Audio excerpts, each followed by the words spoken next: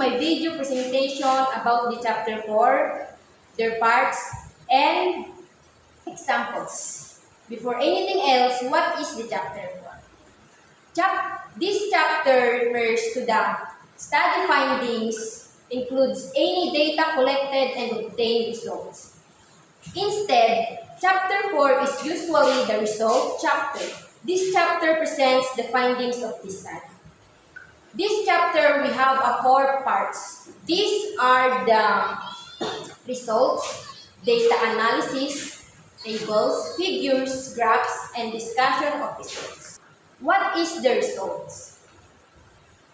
The results or presentation of data refers to the section of a research paper where the researcher presents the actual data collected and analyzed during the study. This section typically includes the key findings and presentation of data. The purpose of results is to provide a clear and concise overview of the study findings without interruption.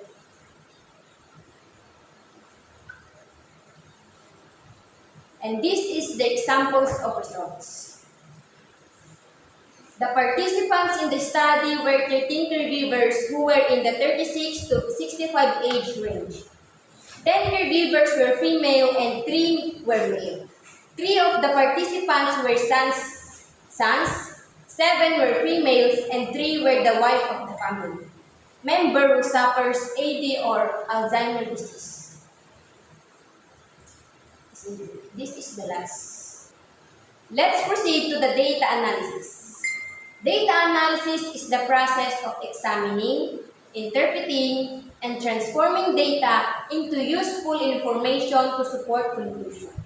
Data analysis can be qualitative or quantitative and may involve various statistical and analytical techniques. Instead, data analysis is to transform raw data into meaningful insights that answer the research questions or test the hypothesis. And this is the example of data analysis.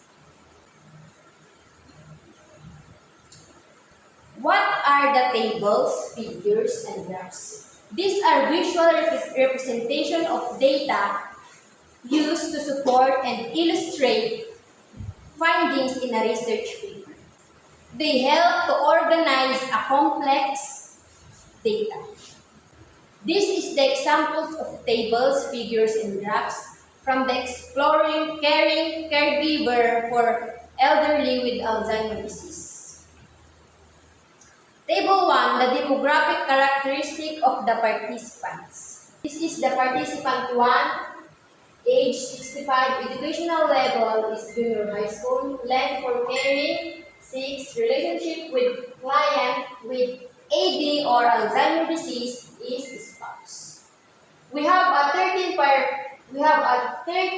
participants.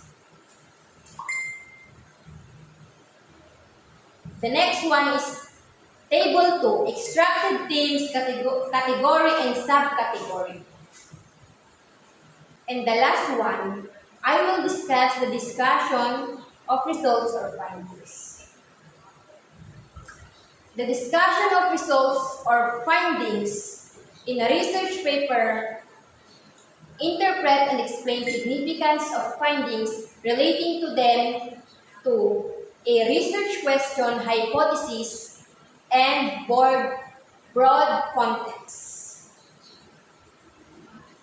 And this is the examples of discussion of results or findings. The findings of this study highlight the emotional turmoil and overwhelming responsibilities faced by family caregivers of elderly relatives with Alzheimer's disease.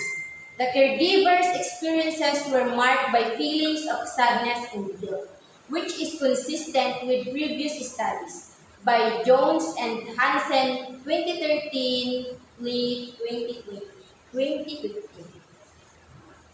And this is the example of also a discussion of results of findings. That's all, ma'am. Thank you.